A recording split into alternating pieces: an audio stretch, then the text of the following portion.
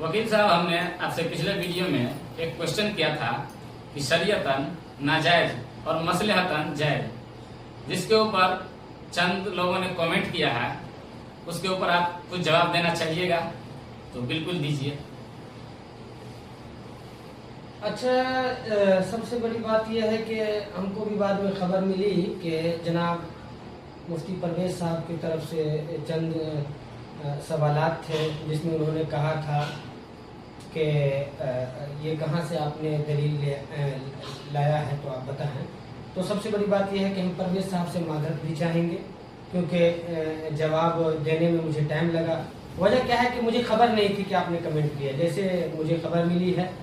और टाइम मिला तो मैंने सोचा कि बता दूं। तो शरीयत में दो चीज़ें हैं। सबसे बड़ी बात यह है कि हराम कतई है, जिसके मुतालिक बिल्कुल सही है जो कह रहे हैं परवेज साहब, मैं उनके साथ शाना पशाना खड़ा हूँ कि हराम कतई के मुतालिक कोई भी दलाइल नहीं चल सकती है। लेकिन मुफ्ती साहब, हम आपसे ये भी सवाल करेंगे कि क्या आपने जो हाफिज इब्न तैमिया रहमतुल्लाह अलैह और इब्न क़य्यिम का जो आपने क्या कहते हैं,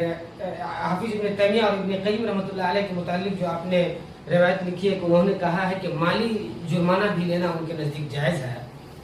तो हाफिज साहब, मुफ्ती साहब, आपको ये बात मालूम होनी चाहिए कि मैंने कहा था कि अहनाफ के नज़दीक, और अगर हाफिज इब्न तैमिया को आप लेते हैं या इब्न क़य्यिम को लेते हैं, हाफिज इब्न तैमिया के नज़दीक तो 4 दिन कुर्बानी है, या फिर हाफिज इब्न तैमिया की बहुत सारी ऐसी आराय हैं जिसको जमहूर कबूल नहीं करते हैं।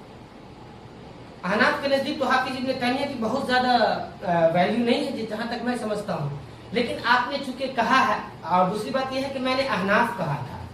और अगर आप मान भी लेते हैं हराम कतई के मुतालिक, जैसे कि मैंने कहा था कि शरीयतन जायज़ और मसलहतन, शरीयतन नाजायज़ और मसलहतन जायज़, तो क्या आप हमें ये बात बताएंगे कि अभी चंद दिनों पहले मुस्लिम पर्सनल लॉ बोर्ड की तरफ से मेरे सामने में दारुल उलूम नदवतुल उलमा में एक मीटिंग रखी गई थी और मुस्लिम पर्सनल लॉ की तरफ से ये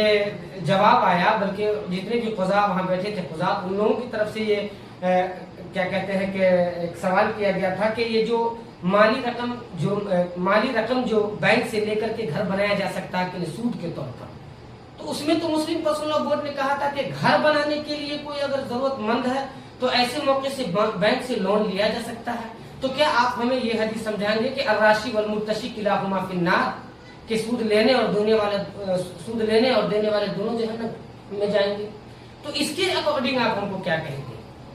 क्या आप हमें समझाएंगे कि ऐसे वक्त